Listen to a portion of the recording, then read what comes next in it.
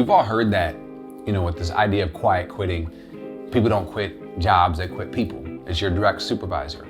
And a huge part of that, though, fairly or unfairly, that when we think about recognition, who do people place the primary responsibility on when it comes to recognition? The boss, the supervisor, CEO. Now, they have more responsibility 100%, but every single day, who's next to you, who's around you, and that is your peers, your counterparts.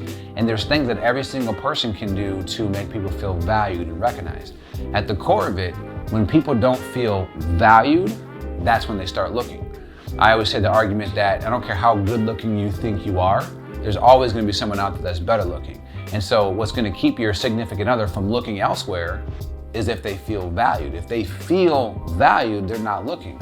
No different than an employee in that same relationship. When they feel valued, they're not checking the want ads. They're not checking to see what else is available, because why do you want more money? Because you can do things that make you happy. If you find happiness within the walls of your job and in the work that you do, and you feel like it matters, that's value. For most people, the deficit that they have is self-worth. Do I matter? Does the work that I do matter?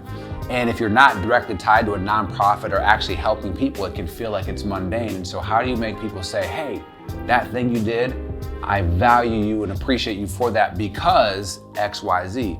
And so when people get to a point of being done, it's easy just to jump around the street and try again. And so they're chasing the feeling of feeling valued. And if they don't get that, that's why they're going to just say, let me try something different. Twofold, that super, I would say simple, just not easy because it's not habitual in the midst of work happening. But number one, ask. Ask your employees, what makes you feel valued? We even have organizations that talk about valuing people and various things like that. And then I asked the question for individuals, what makes you feel valued? And they would say things like recognition or feeling heard, whatever that is. Then I asked a follow-up question, on a monthly basis, how often do you actually feel valued? And that golden question, if you lead people, ask them, what makes you feel valued? Now that I'm armed and equipped with that information, maybe not, it's not gonna happen daily or even weekly, but at minimum on a monthly basis, making sure you're making people feel valued. Next to that is also empowering people to say, again, I need you. I need you to be a part of this process. I need you to recognize each other. I need you to say, hey, I appreciate X, Y, Z, because this isn't just a one man's job. If you're looking just for the boss or the CEO to make you feel recognized and you're not participating in it as an employee, you too are a part of the problem. So we have to shift that paradigm where it's not just the owner or the boss or just their responsibility.